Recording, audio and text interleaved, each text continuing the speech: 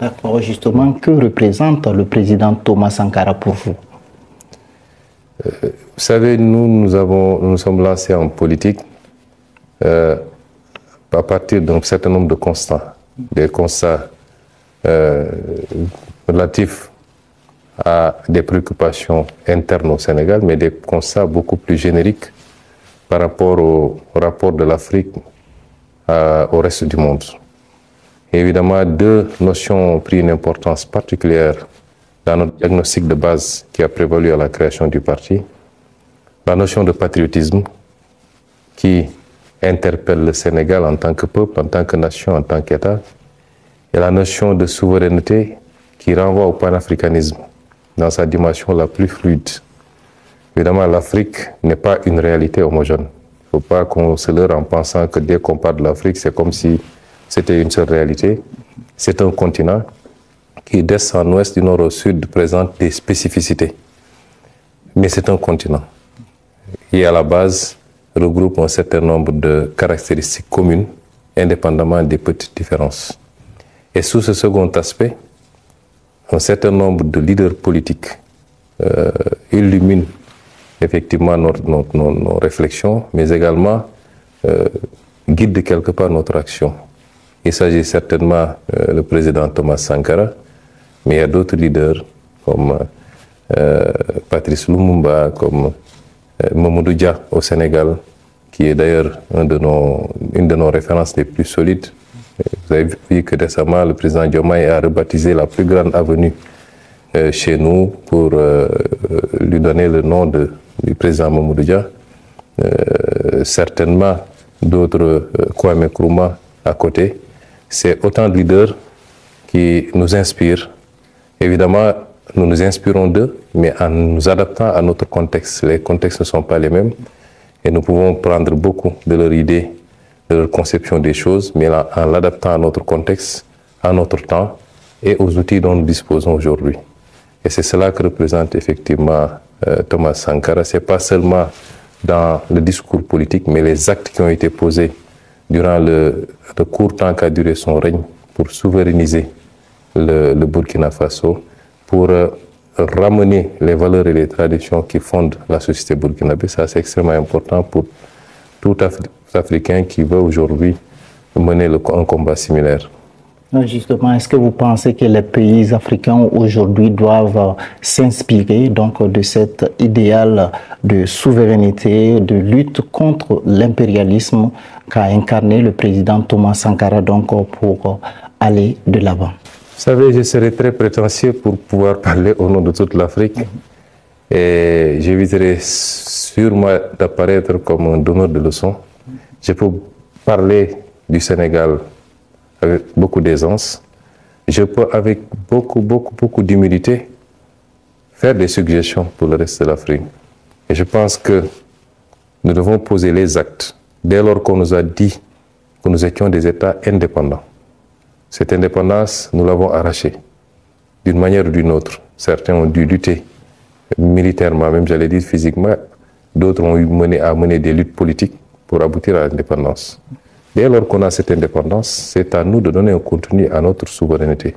Qu'est-ce qui a fait que durant toutes ces années, nos leaders, en tout cas une bonne partie de nos leaders, ont accepté de continuer de subir les dictats et les ordres venant d'ailleurs? Ça renvoie à nous-mêmes, à nos élites d'abord, mais également peut-être pour une moindre part au peuple qui doit s'intéresser et s'impliquer dans la gestion de la chose publique. Et c'est pourquoi nous considérons qu'il nous faut beaucoup moins être dans la défensive, mais incarner de manière offensive l'indépendance que nous avons acquise. C'est-à-dire que nous avons acquis en posant des actes très concrets et voir dans quelle mesure ces actes-là seront contredits ou contrecarrés par d'autres. À partir de ce moment, on pourrait revenir sur l'aspect défensif de la souveraineté. Et c'est pourquoi, si je prends l'image du Sénégal, depuis 1 an qu'on est au pouvoir, on a posé des actes de souveraineté. Je n'en veux pour preuve que la présence militaire. On a dit, on ne peut pas admettre au Sénégal qu'il y ait des bases militaires étrangères.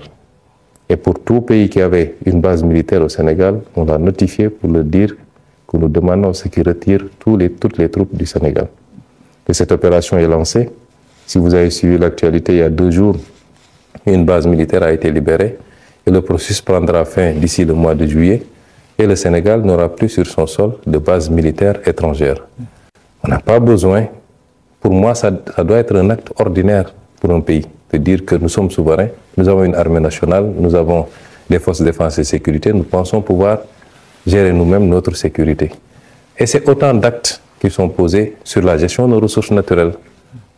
Qu'est-ce qui a fait que l'Afrique n'ait pas pu bénéficier de ces ressources naturelles comme l'ont pu d'autres zones du monde, en Asie, dans le Golfe, en Europe, en Amérique, tout le monde jouit de ces ressources naturelles, sauf l'Afrique. Pourquoi? Est-ce qu'il y a besoin d'un discours? Non. On pose les actes. S'il y a des choses à renégocier, on les négocie. Nous sommes ouverts pour le partenariat avec le monde entier, mais qu'il soit juste, équilibré et mutuellement gagnant. Ça, c'est des actes qu'il faut poser et avancer. Et je pense que nous nous inscrivons, nous, dans cette dynamique et nous souhaitons que ça puisse être le cas de tous les pays africains parce que le continent doit prendre son destin en main maintenant et de manière souveraine, de manière assumée, mais en comptant d'abord et essentiellement sur lui-même. Et c'est ce, je n'ose pas de manière péremptoire ou impérative l'élargir à tout le monde, mais je peux, dans le discours et dans les actes qu'on pose, en espérer, inspirer également, comme nous nous inspirons nous-mêmes de ce qui se fait de bien dans d'autres pays africains. D'accord. Alors, Monsieur le Premier ministre, l'une des questions en débat actuellement au sein de la jeunesse africaine, c'est la question donc du franc CFA. Alors, quel regard vous portez donc sur le franc CFA? Notre position sur le franc CFA a été très constante. Vous savez, j'ai la chance d'être un homme politique qui a écrit des livres. Et ma pensée est dans ces livres-là. Mais ma pensée est exprimée également à travers des émissions, des meetings. Notre position a été toujours constante.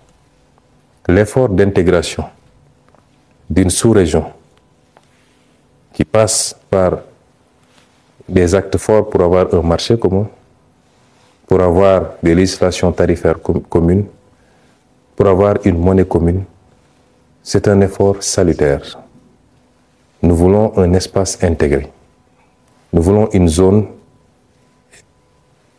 la plus intégrée possible en Afrique de l'Ouest, qui peut aller au-delà de l'espace UEMOA, mais nous le voulons. Nous le souhaitons. Parce que nous sommes dans un monde où les gens se regroupent dans des ensembles pour être plus forts. C'est notre souhait. Et la monnaie est un instrument extrêmement important de politique pour un État. À côté de la politique budgétaire, la politique monétaire est extrêmement importante. Et c'est important que la zone ait réussi de mettre en place un marché commun, de mettre en place une monnaie commune. Mais il y avait un problème. Le problème, c'est que cette monnaie continuait à symboliser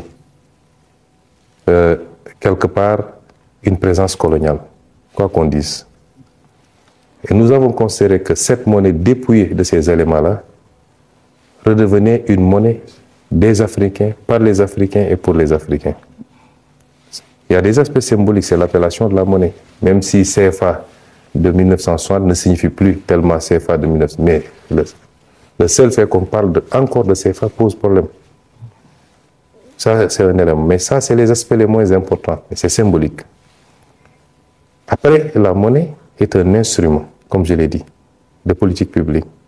Le débat qu'on se pose, c'est est-ce que cette monnaie, telle qu'elle se présente aujourd'hui, est adaptée à nos options de développement?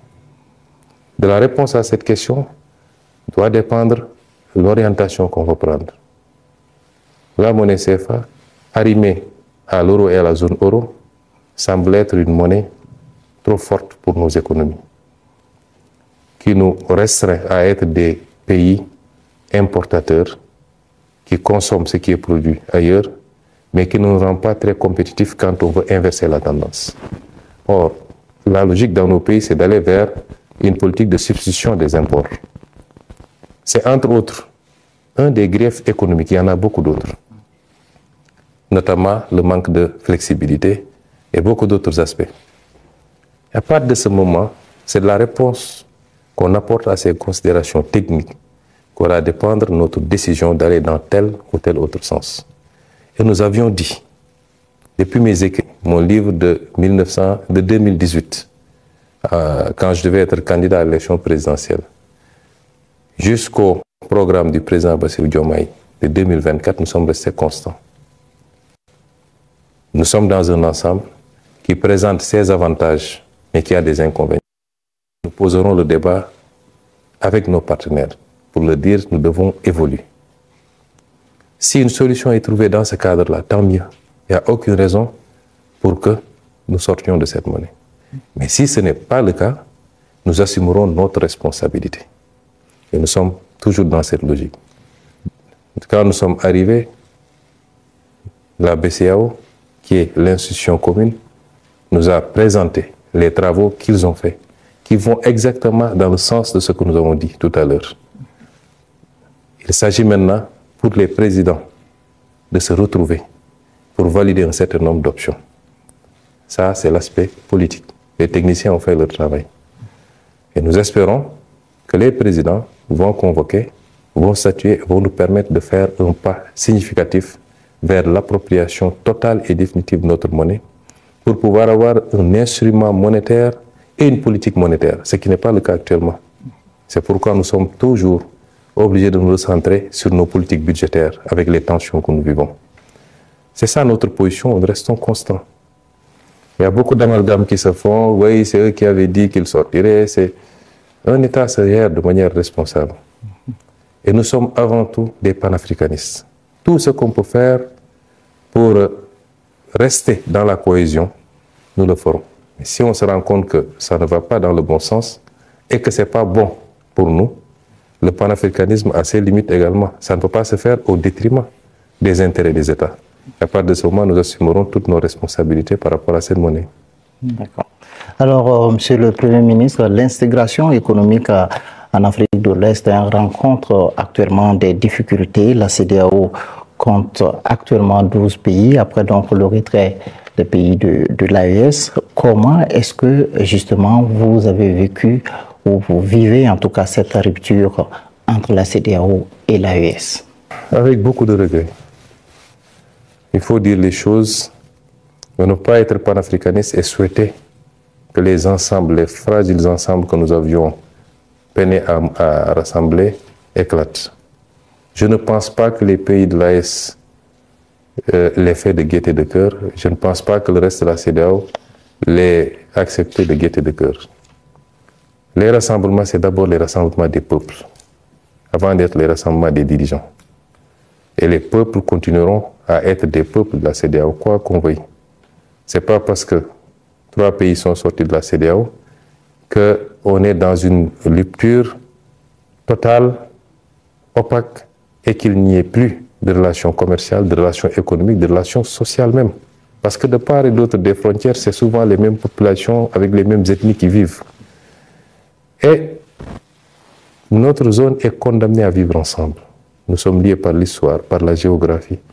Nous n'avons pas de choix. Maintenant, il y a des situations politiques qui se présentent à nous. Des erreurs ont été commises. Il faut dire les choses telles quelles. Je n'ai pas commenté la décision. Lors de sa dernière sortie sur la question, le président Diomaye Faye a appelé à respecter la décision des pays de l'AES. C'est une façon de parler. Qu'on le veuille ou qu'on ne le veuille pas, on le respecte, c'est des États souverains qui prennent leurs décisions. Des erreurs ont été commises à la base, je pense que principalement des erreurs de la CEDEAO dans la gestion d'un certain nombre de situations. Je l'ai dit quand j'étais opposant, je le redis aujourd'hui. Et je ne dis pas des choses pour plaire au pays de l'AES ou pour plaire à la CEDEAO. Je ne suis pas dans ces considérations-là. Malheureusement, nous sommes dans un manichéisme qui fait que de plus en plus le discours c'est « il est avec moi ou il est contre moi ». Vous pouvez être convergent sur 80%, 90%, il suffit que sur une question, il y ait des avis divergents et vous devenez, des avis divergents du moins, et vous devenez l'ennemi. C'est pas ça. Nous devons aujourd'hui nous élever à la hauteur de nos responsabilités, tout ce temps que nous sommes. Je ne cherche pas à plaire aux uns et aux autres. Je reste fidèle à mes idées. Je dis qu'à la base, il y a eu des problèmes. Quand il y a eu la prise de pouvoir au Mali, j'ai été le premier à faire un message de soutien absolu. Ce fut le cas ici, au Burkina Faso. Quand il y a eu la prise de pouvoir au Niger, j'étais en détention.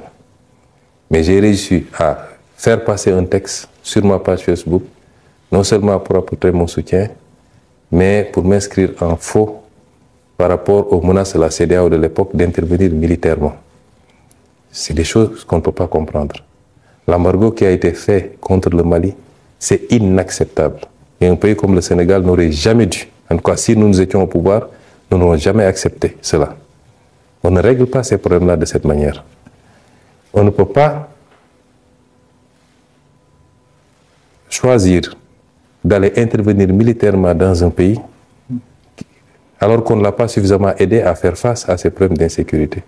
Et une organisation doit se doter de règles qu'elle peut faire respecter pour tout le monde. Est-ce que si aujourd'hui la même situation se posait au Nigeria, la CEDEAO allait menacer d'aller intervenir militairement? Pourtant, tous les pays membres de la CEDEAO sont des pays d'égale dignité. Et beaucoup d'erreurs ont été commises. Et nous l'avons dénoncé, nous, quand on était opposants, et nous continuons à le dénoncer. Mais malgré tout, les problèmes familiaux se règlent en famille. Des gens ont eu des problèmes beaucoup plus profonds. Des gens se sont menés des guerres qui sont devenues des guerres mondiales, avec des dizaines de millions de morts. Et aujourd'hui, ils sont dans les espaces intégrés pour faire face au reste du monde. Et c'est nous, dans ce sens-là, que nous avions dit que notre souhait, c'est que l'espace n'éclate pas. Parce que même si ça a éclaté, nous continuerons à travailler ensemble. Prenez le cas du Burkina et du Sénégal. Nous avons 20 accords de coopération signés et ratifiés. Il y a 23 autres qui sont en cours de discussion. Vous pensez que c'est parce que le Burkina n'est plus dans la CEDEAO que ça va arrêter? Non. Nous allons continuer et même peut-être accroître la coopération. Les espaces sont des espaces politiques, des cadres politiques. Mais ce qui va se passer entre les États et les peuples va continuer.